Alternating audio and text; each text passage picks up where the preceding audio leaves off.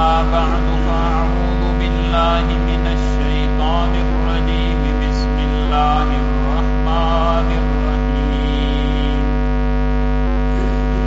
لقد من الله على المؤمنين إذ بعث فيهم رسولا من أنفسهم وقال عليه الصلاة والسلام أنا رحمة مهداة أو كما قال عليه الصلاة والسلام صدق الله العظيم وصدق رسوله النبي الكريم ونحن على ذلك لمن الشاهدين والشاكرين والحمد لله رب العالمين. اللهم صل على محمد عبدك ورسولك وصل على المؤمنين والمؤمنات والمسلمين والمسلمات وبارك على محمد وأزواجه وذرياته. معزز سامعین، ربیع الاول کا بالکل اخیر ہے، اس وجہ سے آج میں نے جو آیت پڑھی ہے وہ ہمارا جو پہلے موضوع چل رہا ہے سورہ فرقان کی آخری آیات، جن میں اللہ تبارک و تعالیٰ نے اپنی خاص بندوں کی علامات کو ذکر فرمایا، اس سے تھوڑا ہٹ کر ایک آیت آج پڑھی ہے تاکہ ربیع الاول کی مناسبت سے اس پر تھوڑی سی بات ہو. قرآن مجید فرقان حمید نے اس آیت کے اندر اللہ تبارک و تعالیٰ نے مومنین پر، ایمان والوں پر ایک احسان کا تذکرہ فرمایا. دوسری جگہ قرآن مجید نے فرمایا وَإِن تَعُدُّوا نِعْمَتَ اللَّهِ لَا تُحْصُوهَا، اگر تم اللہ تعالیٰ کی نعمتوں کو شمار کرنا چاہو تو شمار بھی نہیں کر سکتے، شمار بھی نہیں کر سکتے. یعنی ایک تو ہے کہ ان نعمتوں کا شکریہ ادا کرنا، لیکن شمار میں بھی نہیں آ سکتے. اللہ نے اپنے پیغمبر حضرت داؤد علیہ وآلہ نبینا الصلاۃ والسلام کو وحی کی کہ اے داؤد میرا شکر ادا کر. اور داؤد علیہ الصلاۃ والسلام نے عرض کی اے پروردگار، میں آپ کا شکر ادا نہیں کر سکتا مگر آپ کی توفیق کے ساتھ. جب میں آپ کا شکر ادا کروں گا مجھے اس پر آپ کی توفیق چاہیے. آپ کی توفیق ملے گی تب میں شکر کروں، پھر اس توفیق پر شکر کروں جو ملی، جس کی وجہ سے شکر کیا گیا، تو دوبارہ وہی توفیق چاہیے کہ جس پر میں شکر کروں. تو اے اللہ، داؤد آپ کا شکر تو ادا کر ہی نہیں سکتا. اللہ نے فرمایا وَإِن تَعُدُّوا نِعْمَتَ اللَّهِ لَا تُحْصُوهَا، اللہ تعالیٰ کی نعمتوں کو اگر آپ لوگ شمار کرنا چاہو گے تو شمار نہیں کر سکتے. لیکن اللہ نے اتنی نعمتیں انسان کو دینے کے باوجود کسی نعمت کے بارے میں یہ نہیں فرمایا کہ میں نے تمہارے اوپر نعمت کی کہ تمہیں آنکھ عطا کی، میں نے تمہارے اوپر نعمت کی کہ تمہیں کان دیا، میں نے تمہارے اوپر نعمت کی کہ تمہیں ہاتھ پاؤں گردے دیے، میں نے تمہارے اوپر نعمت کی کہ تمہارے لیے زمین اور آسمان بنائے. کسی نعمت کے بارے میں یہ نہیں فرمایا کہ یہ نعمت یعنی نام لے کر کہ میں نے فلاں نعمت تمہارے اوپر کی ہے. حالانکہ نعمتوں کے بارے میں فرمایا لا تحصوها، تم شمار بھی نہیں کر سکتے. اتنی نعمتیں ہیں، شمار بھی نہیں کر سکتے، اتنی نعمتیں ہیں. جیسے والدین اپنی اولاد پر خرچ کرتے ہیں تو یہ نہیں کہتے کہ جی تم جب بچپن میں تھے میں تمہیں 10 روپے دیا کرتا تھا، میں تمہیں اسکول چھوڑ کے آیا کرتا تھا، بلکہ بعد میں جب وہ بڑا ہو جاتا ہے تو کہتے ہیں ہم نے تمہیں پڑھایا لکھایا، تمہاری شادی کروائی. یعنی جو بڑی بڑی نعمتیں ہیں وہ گنوائی جاتی ہیں. تو اللہ نے تو ہمیں اتنی نعمتیں دی ہیں کہ جو ہر نعمت سب سے بڑی نعمت ہے. اس وجہ سے کہ دیکھیں اللہ نے جو ہمیں نعمتیں دی ہیں اس نعمت کی کوئی قیمت نہیں ہے، کوئی قیمت نہیں. قیمت اس چیز کی ہوتی ہے جو مارکیٹ میں اویلیبل ہو.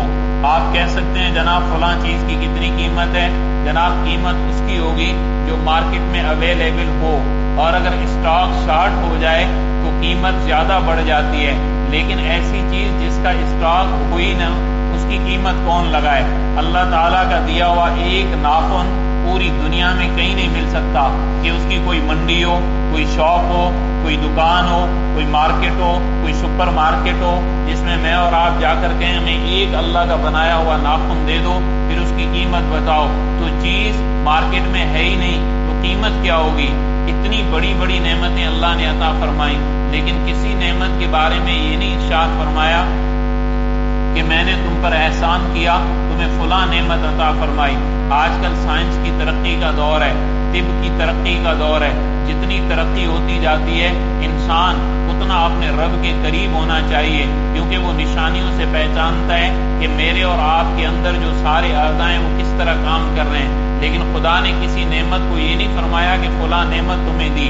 ایک نعمت ہے ایسی جس کے بارے میں قرآن مجید میں فرمایا لقد من اللہ علی المؤمنین، تحقیق اللہ نے ایمان والوں پر احسان فرما دیا، اذ بعث فیہم رسولا من انفسہم، ایک عظیم الشان پیغمبر ان میں سے بھیجا، ان کی طرف بھیجا، ان میں سے بھیجا، عظیم الشان نبی بھیجا۔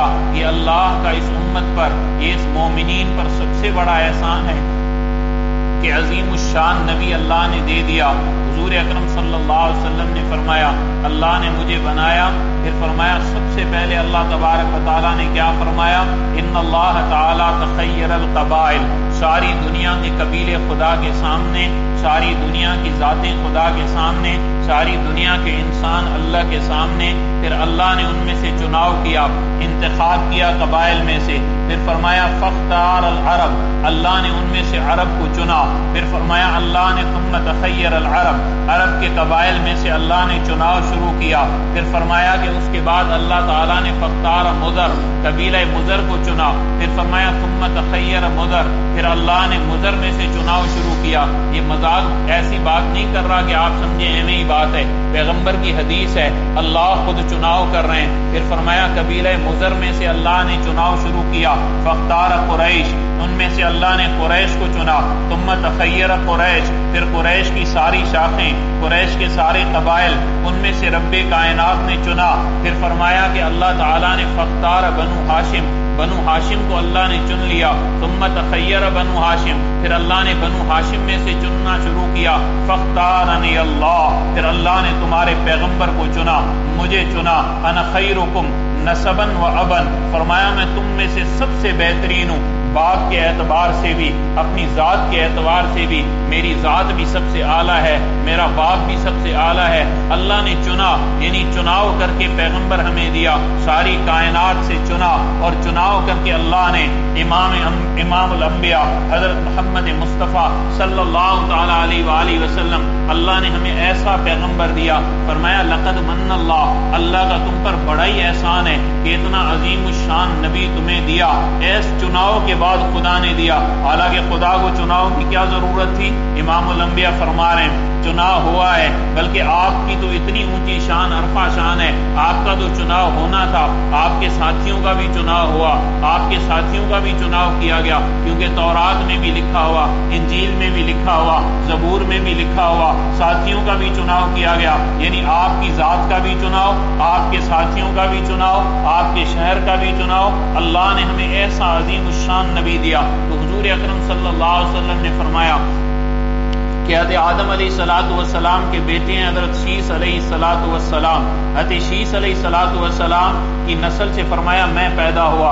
اب آپ علیہ الصلوۃ والسلام نے فرمایا، حضرت آدم نے اپنے بیٹے حضرت شیس سے کہا کہ بیٹا اللہ نے تمہاری پیٹھ میں ایک ایسی امانت منتقل کر دی ہے جو مجھ سے بھی زیادہ عظیم الشان ہے، جو مجھ سے بھی زیادہ بڑھیا ہے۔ تو حضرت شیس علیہ الصلوۃ والسلام نے عرض کی اے ابا جان، کیا کوئی بیٹا بھی باپ سے بڑھ سکتا ہے؟ فرمایا ہاں ہاں، یہ بیٹا باپ سے بڑا ہوا ہے، یہ اپنے ابا سے بہت آگے ہے، یہ ابا سے بہت آگے ہے، بلکہ پوری کائنات میں سرکار دو عالم صلی اللہ علیہ وسلم جیسی ہستی کوئی نہیں ہے۔ میرے آقا نے فرمایا انا سید ولد آدم ولا فخر، فرمایا میں آدم علیہ الصلوۃ والسلام کی اولاد کا سردار ہوں اور اس میں کوئی فخر کی بات نہیں ہے، بڑائی کی بات نہیں ہے، اللہ نے مجھے آدم علیہ السلام کی اولاد کا سردار بنا دیا۔ پھر دوسری روایت میں فرمایا کنت نبیا وآدم بین الماء والطین، فرمایا آدم علیہ السلام ابھی پانی اور مٹی کے درمیان تھے، آدم علیہ السلام کے جسم کا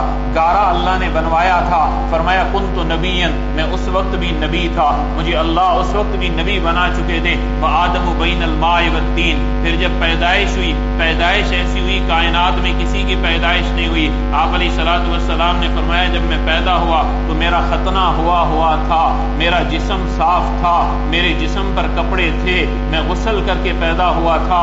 اللہ تبارک و تعالیٰ نے ایسا پیغمبر دیا، ایسا معصوم پیغمبر دیا، اور اتنا پیارا اور اتنا اعلیٰ اور عرفہ نبی دیا۔ یہ نبی ہمیں کیوں دیا گیا تھا؟ تاکہ ہم تقریروں میں یہ بولیں ہمارے نبی سب سے اعلیٰ؟ نہیں، یہ نبی ہمیں اس لیے دیا گیا کہ لا الہ الا اللہ، اس نبی کے ہم طریقے پر چلیں تاکہ ہم دونوں جہانوں میں کامیاب ہو جائیں، اس نبی کے ہم طریقے کو اپنائیں تاکہ دونوں جہانوں میں کامیاب ہو جائیں۔ گمراہیاں کائنات میں بہت آئی ہیں، پہلے بھی آتی رہی ہیں، لیکن پچھلی صدی سے جو گمراہی شروع ہوئی ہے اس کو کہتے ہیں فکری گمراہی۔ ابھی فکر ہمارے گمراہ ہو گئے، فکر ہمارے بھٹک گئے۔ ہم یہ تو کہتے ہیں سرکار دو عالم جیسا کوئی نہیں، لیکن یہ مسلمان نہیں سمجھتا کہ حضور کے عمل جیسا بھی کوئی نہیں، آپ کی ادا جیسا بھی کوئی نہیں، آپ کے ایک ایک انداز جیسا بھی کوئی نہیں۔ وہ انداز مجھے اپنانا ہے، بحیثیت مسلمان ہو کر مجھے یہ انداز اپنانا ہے۔ آج مسلمان اس انداز پر نہیں آ رہا جو کائنات کا سب سے اعلیٰ اور عرفہ انداز ہے۔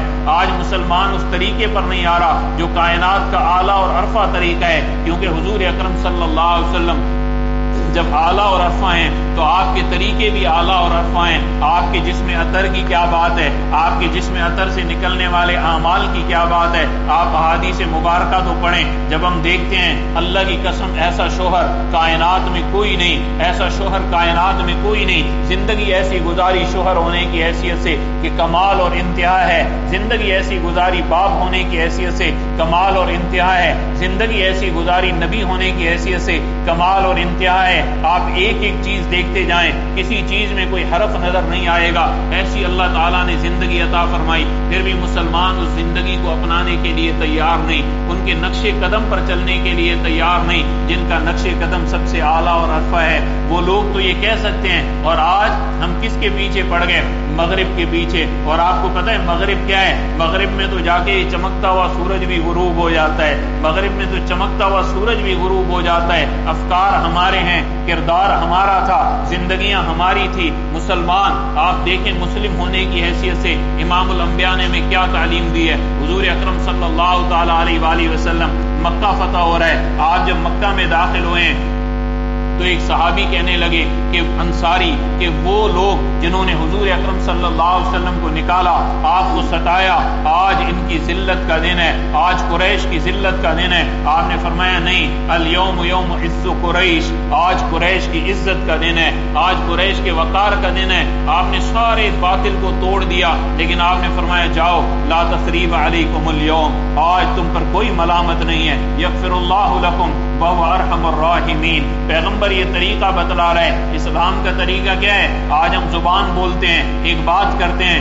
پھر ہم نے سندھی میں کہہ دیتے ہیں زبان چمجی کہنا کم جی، ایسی بات نہیں ہے۔ ما یلفظ من قول الا لدیہ رقیب عتید، یہ جو بھی ہم بات کرتے ہیں اس بات کے نوٹ کرنے والے موجود ہیں۔ قیامت کے دن پوچھا جائے گا کہ اللہ تو فرمائیں گے تمہیں پیغمبر ہی ایسے دیا تھا، اتنا اعلیٰ اور عرفہ دیا تھا کہ سب پیغمبروں سے اعلیٰ دیا، پھر بھی تم نے اس کا اتباع نہیں کیا۔ حضرت عائشہ صدیقہ طیبہ طاہرہ رضی اللہ تعالیٰ عنہ کیا فرماتی ہیں کہ تمہارے پیغمبر کی یہ شان تھی، اللہ کی قسم مغرب کے بعد کا وقت تھا، سورج غروب ہو گیا، امام الانبیاء نماز پڑھا کے اندر آئے، میں اپنی سوئی کو، میری سوئی نیچے گر چکی تھی، مجھے گھر میں نہیں مل رہی تھی، لیکن امام الانبیاء جب گھر کے اندر تشریف لے آئے، آپ کے چہرہ مبارک اتنا منور مطہر تھا کہ اس کی روشنی سے فرمایا کہ مجھے سوئی نظر آ گئی، سوئی نظر آ گئی۔ یہ تو ہمارے نبی کا چہرہ تھا، پھر ہمارے نبی کا جسم عطر، اللہ اکبر۔ حضرت انس رضی اللہ تعالیٰ عنہ فرماتے ہیں اللہ کی قسم میں امام الانبیاء کو مصافحہ دیا،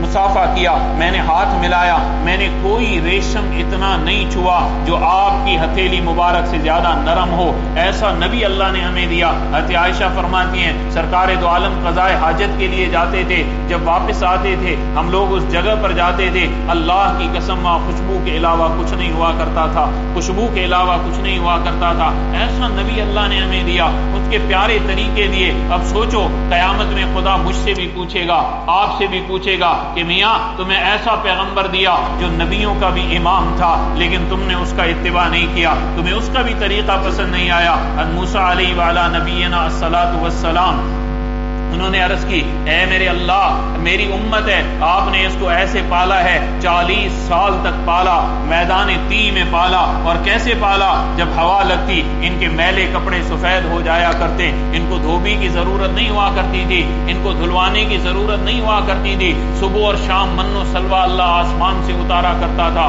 بنی اسرائیل کے لیے آسمان سے من و سلوہ اتارا کرتا، ان کے جب بچے پیدا ہوتے ان کے جسم پر بھی کپڑا اللہ تعالیٰ دے دیتا، انسان بڑھتا جاتا، کپڑے بڑھتے جاتے، نہ ان کا 40 سال میں کپڑا پھٹا، نہ ان کا کپڑا پرانا ہوا، نہ ان کے کپڑے کو دھونے کی ضرورت پیش آئی۔ موسیٰ علیہ الصلوۃ والسلام نے عرض کی اے میرے اللہ، جس امت کو تو من اور سلوہ کھلائے، جس کا کپڑا اس کے جسم پر بڑھے، کیا اس سے بھی بڑھیا کوئی امت ہے؟ کیا اس سے بھی اعلیٰ کوئی امت ہے؟ تو فرمایا ہاں ہاں موسیٰ، اس سے اعلیٰ امت وہ ہے، کنتم خیر امت اخرجت للناس، جو میں نے اپنے محبوب کے لیے رکھی ہے، یہ سب سے اعلیٰ امت ہے، میں نے جو اپنے محبوب کے لیے رکھی ہے، اے اللہ یہ امت مجھے دے دے۔ فرمایا نہیں، یہ محبوب کی امت ہے، یہ امام الانبیاء کی امت ہے، ان کا ایک آنسو گرے گا میں ان کے ساری خطاؤں کو معاف کر دوں گا، یہ میرے نبی کے طریقے پر چلیں گے میں ان کی ساری خطاؤں کو معاف کر دوں گا، ان کے جوان جب عبادتیں کریں گے میں ان کی دعا ایسے موسیٰ علیہ السلام قبول کروں گا جیسے بنی اسرائیل کے انبیاء کی قبول کیا کرتا تھا۔ یہ مقام ان کی امت کو کیوں ملا؟ صرف اس نبی کی وجہ سے ملا، صرف اس امام الانبیاء کی وجہ سے ملا۔ میں نے اور آپ نے کبھی سوچا نہیں ہے کہ کائنات کا اعلیٰ انسان ہمیں دیا گیا، یہ ہمارا شرف تو ہے، لیکن ذمہ داری بھی بڑھ گئی، ذمہ داری بھی بڑھ گئی، کیونکہ جب قیامت کے دن پوچھا جائے گا میاں اتباع کتنا کیا تھا، تو ہم کیا کہیں گے؟ کوئی جواب نہیں ہو سکتا۔ سب نبیوں کا امام دیا، تو نے اتباع کیسا کیا؟ سب نبیوں کے امام کی زندگی محفوظ کر کے دی، پھر تم نے اتباع کیسا کیا؟ نبی کی شادی اس طرح ہوتی، پیغمبر کی بچیوں کی شادیاں اس طرح ہوتی، صحابہ کی شادیاں اس طرح ہوتی، تمہارے پاس شادیوں کا بھی پورا ریکارڈ تھا لیکن تم نے اس پر عمل کیسا کیا، تمہارے پاس موت کا بھی پورا ریکارڈ تھا لیکن تم نے اس پر عمل کتنا کیا۔ آج مجھے حیرت ہوتی ہے، کہتے ہیں مولانا سرکار دو عالم صلی اللہ علیہ وسلم نے فلاں کام کیا ہے، اس میں حکمت کیا ہے، اس میں حکمت کیا ہے؟ میں اپنے نام پہ کہتا ہوں، ناراض نہ ہونا، اللہ کی قسم میں تو ڈوب مر جاؤں یہ سوال سنتے ہی کہ حکمت کیا ہے۔ ارے سب سے بڑی حکمت یہ ہے اس ذات نے وہ کام کیا ہے، جبرائیل بھی جس کے در پر حاضری دیتے ہوئے، جبرائیل بھی دربان بن کے جس کے در پر آیا کرتا تھا، فاطمۃ الزہرا ہے، پیغمبر کا آخری وقت ہے، دروازے پہ دستک ہوئی ہے تو آپ کہنے لگی کون ہے جو دروازے پر آیا ہے؟ تمہیں نہیں پتا میرے بابا جان کی طبیعت ٹھیک نہیں ہے۔ آپ نے فرمایا یا فاطمہ، ارے فاطمہ یہ وہ ہے جس نے آج تک کسی سے اجازت نہیں لی، جہاں اسرائیل بھی اجازت لے کر آتا ہے، تیرا اور میرا پیغمبر تو وہ ہے، ہماری تو ذمہ داری بھی بڑھ گئی، اللہ نے اتنا اونچا نبی دیا۔ اب ہم کہتے ہیں مولوی صاحب یہ بتائیں ذرا داڑھی کا کیا مقام ہے؟ ارے مقام یہ ہے امام الانبیاء کے چہرے پر تھی۔ سر کا کیا مقام ہے؟ سر ڈھکا ہوا ہونا چاہیے یا ننگا؟ ارے ڈھکا ہوا ہونا چاہیے۔ مولوی صاحب حکمت کیا ہے؟ حکمت یہ ہے امام الانبیاء کا سر ڈھکا ہوا ہے، ان المحب لمن یحب مطیع، جب انسان محبتیں کرنے لگتا ہے نا پھر وہ اطاعت کیا کرتا ہے، پھر وہ حکمتیں نہیں پوچھا کرتا، پھر وہ لم نہیں پوچھا کرتا۔ قربان جاؤں کیسے لوگ اس زمانے میں پیدا ہوئے۔ ایک واقعہ یاد آ گیا، انگریز کا زمانہ ہے، ہندوستان پر انگریز کی حکومت ہے، دہلی میں ایک جیب کترا رہتا ہے جو سب جیب کتروں کا استاد ہے، اس کے شاگرد جیب کترتے ہیں اور اس کے پاس آ کر پیسے جمع کرواتے ہیں۔ ایک اس کا شاگرد تھا، صبح سے گیا شام کو آیا اور اس زمانے میں اس نے 2 روپے دیے، صرف 2 روپے، تو کہنے لگا سارے دن میں 2 روپے، تو نکما آدمی ہے۔ شاگرد نے سر نیچے کر لیا، کہا بالکل ہی نکما آدمی ہے، سارے دن میں 2 روپے، تو کہنے لگا استاد آج تو ایک بڑا مرغا پھنسا تھا، پینٹ کوٹ پہنے ہوئے اور سارا تیار، ایک انگریز پھنسا ہوا تھا۔ میں نے اس کی جیب کاٹی، اس کی جیب میں خوب روپیہ تھا، میں نے روپیہ دیکھا، میں حیران ہو گیا، پھر میں آگے گیا، میں نے اس انگریز کو واپس روپیہ دے دیا۔ کہا روپیہ تو نے واپس کیوں دیا انگریز کو؟ کہا وہ انگریز عیسائی تھا۔ مجھے فوراً دل میں خیال آیا قیامت کے دن امام الانبیاء حضرت محمد مصطفیٰ احمد مجتبی صلی اللہ علیہ وسلم کھڑے ہوں گے اور تمام انبیاء بھی موجود ہوں گے۔ اگر سیدنا عیسیٰ علیہ وعلا نبینا الصلاۃ والسلام نے کھڑے ہو کر کہہ دیا اے محمد تیرے امتی نے میرے امتی کی جیب کاٹی تھی، تو سرکار دو عالم کی یہ ادا، یہ جو وہ کہیں گے تو میں یہ برداشت نہیں کر سکتا تھا، میں اس لیے رو پڑا استاد، میں نے وہ پیسے واپس کر دیے کہ کہیں عیسیٰ علیہ الصلاۃ والسلام امام الانبیاء سے یہ نہ کہیں۔ یہ ہوتا ہے محبت، یہ ہوتی ہے عشق۔ پھر انسان کہتا ہے ان المحب لمن یحب مطیع، ارے تجھے عشق کرنا ہے تو عشق سیکھ تو لے، مجنوں سے ہی سیکھ لے۔ جو لیلا کے پیچھے مر گیا، تو نبی کے پیچھے نہ مر سکا، تو نبی کی سنت پر نہیں مر سکا۔ مجھے بیوی اپنی اچھی لگی، میں نے کہا گھر میں وہ ہوگا جو میری بیگم کہیں گی، شادی میں وہ ہوگا جو میری بیگم کہیں گی۔ ارے تو یہ کیوں نہ کہہ سکا شادی میں وہ ہوگا جو محمد الرسول اللہ نے کہا ہے؟ تو یہ کیوں نہیں کہہ سکا کہ نکاح میں وہ ہوگا جو امام الانبیاء کا خدا کہتا ہے؟ بات تو آپ نے بھی سن لی، میں نے بھی سن لی۔ قیامت کا دن ہوگا، گریبان سے پکڑا جائے گا۔ اس محبوب کی اتباع کیسے کی تھی، کتنی کی تھی، کیا کی تھی؟ پھر میں اور آپ کیا جواب دیں گے؟ وہ صحابہ بھی تھے جن کا عشق تھا، وہ لوگ بھی تھے جن کا عشق تھا، اور آج کیا کہتے ہیں مولوی صاحب آپ تو باتیں کرتے ہیں 1400 سال پرانی باتیں کرتے ہیں، یہ اونٹوں کا دور ہے۔ ارے تجھے کیا پتا یہ کس کا دور ہے؟ تیرا راکٹ آج وہاں نہیں پہنچ سکتا، تیرا جہاز وہاں نہیں پہنچ سکتا جہاں امام الانبیاء جوتوں سمیت پہنچے ہیں۔ ہمارے تو آقا کا اڑان اتنی اونچی تھی، اتنی اونچی تھی، اتنی اونچی تھی کہ جبرائیل بھی رک گئے۔ جبرائیل نے کہا اے یا رسول اللہ آگے جاؤں گا جل جاؤں گا۔ فرمایا تیرے نبی کی اڑان تو اتنی اونچی ہے کہ جہاں نوریوں کے سردار کے پر جل رہے تھے وہاں انسانوں کے سردار جوتوں سمیت آگے جا رہے تھے، جنت سے بھی آگے چلے گئے، خدا کے سامنے کھڑے ہو گئے۔ فکان قاب قوسین او ادنا۔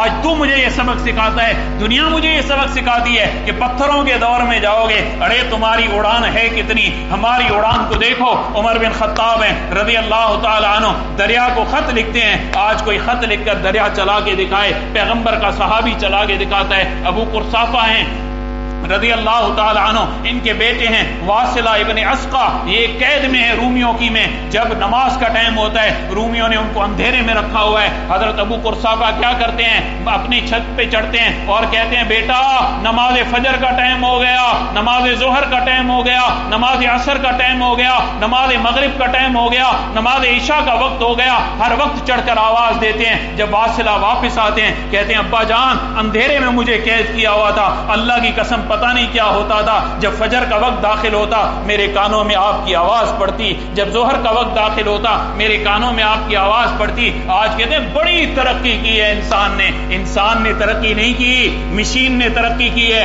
مولوی صاحب کے پاس موبائل نہ ہو مولوی صاحب کی آواز نہیں جا سکتی، قاری صاحب کے پاس موبائل نہ ہو، چودھری صاحب کے پاس موبائل نہ ہو، ایم پی ایم این اے کے پاس نہ ہو، آواز باہر تک نہیں جا سکتی۔ تیری ترقی نہیں ہے، مشین کی ترقی ہے۔ جب انسان کی ترقی ہوا کرتی تھی وہ ترقی ہوا کرتی تھی کہ جس کو دیکھ کر دنیا دنگ رہ گئی تھی۔ یہ کیا تھا؟ محمد الرسول اللہ صلی اللہ علیہ وسلم کا طریقہ تھا۔ میرے نبی نے فرمایا ایک وقت آئے گا، ایک وقت آئے گا، فرمایا میری امت پر اس طرح لوگ دوسروں کو بلائیں گے جیسے بھوکوں کو بلایا جاتا ہے دسترخوان پر بلایا جاتا ہے۔ یا رسول اللہ اس کی وجہ کیا ہوگی؟ کیا ہم کم ہوں گے؟ فرمایا نہیں تم زیادہ ہوں گے، لیکن اللہ تمہارے دل میں وہن ڈال دیں گے۔ وہن کیا ہے؟ کا حب الدنیا و کراہیت الموت، دنیا کی محبت اور موت سے نفرت ہو جائے گی۔ آج دنیا کی محبت ہے۔ مولوی صاحب سب سے قابل انسان وہ ہے جو مال کمانا جانتا ہو، جو مال کمانا جانتا ہو،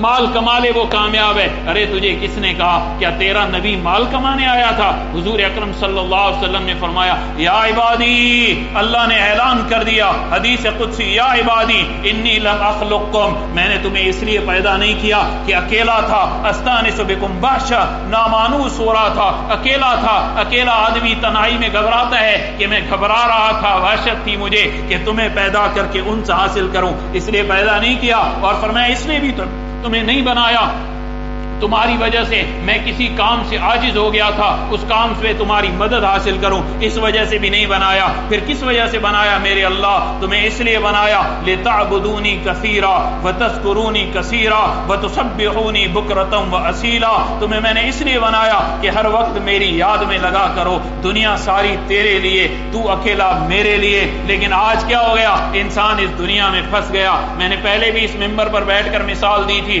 آج دوبارہ دوہرا رہا ہوں۔ کیا ہوا جناب؟ اللہ نے مجھے بڑا مال دیا، میں نے ایک غریب آباد میں ایک پلاٹ خریدا، کروڑوں لگائے، پھر اس پر گھر بنایا، کروڑوں لگائے، پھر نوکر رکھے، کروڑوں لگائے، فرنیچر لگایا، ہر چیز لگائی، پھر ایک عورت سے محبت کی، اس محبت کا رشتہ بھیجا، وہ عورت مجھے مل گئی، میں نے نکاح کر لیا، اب وہ عورت آ گئی گھر میں، بتائیں وہ گھر کس کا ہے؟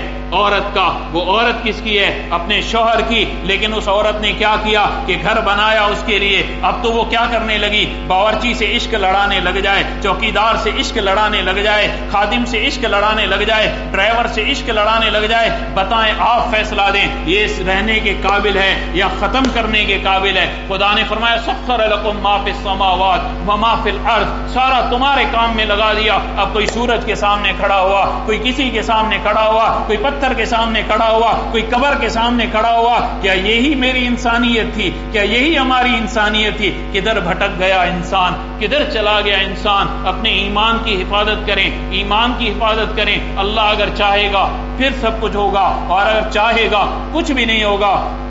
اور حضور اکرم صلی اللہ تعالی علیہ وآلہ وسلم کا اتباع کریں، اس لیے کہ دیکھیں، میں نے عرض کیا بار بار، آخری بات، سب سے اعلیٰ عرفہ نبی دیا، سب سے اعلیٰ عرفہ، جس کی زندگی میں بال برابر بھی کوئی نقص نہیں، بال برابر ایمان ہے، بال برابر بھی کوئی نقص نہیں۔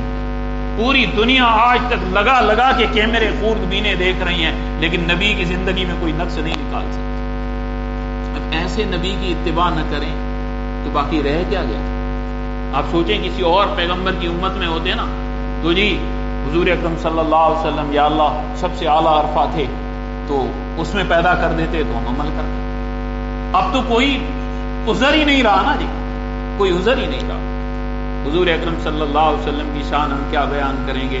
حضرت مولانا اجمل خان صاحب رحمہ اللہ تعالیٰ فرمایا کرتے تھے، بار بار یہ جملہ دہراتا ہوں کہ اللہ کے پیغمبر کی اتنی شان کہ اگر سرکار دو عالم کے کپڑے پر پانی گر جائے اور اس پانی کو نچوڑا جائے تو جبرائیل عرش سے آ کر اس سے وضو کرے۔ یہ مقام ہے اس نبی کا۔ اللہ تبارک و تعالیٰ مجھے اور آپ کو سرکار دو عالم صلی اللہ علیہ وسلم کے مکمل اتباع کی توفیق عطا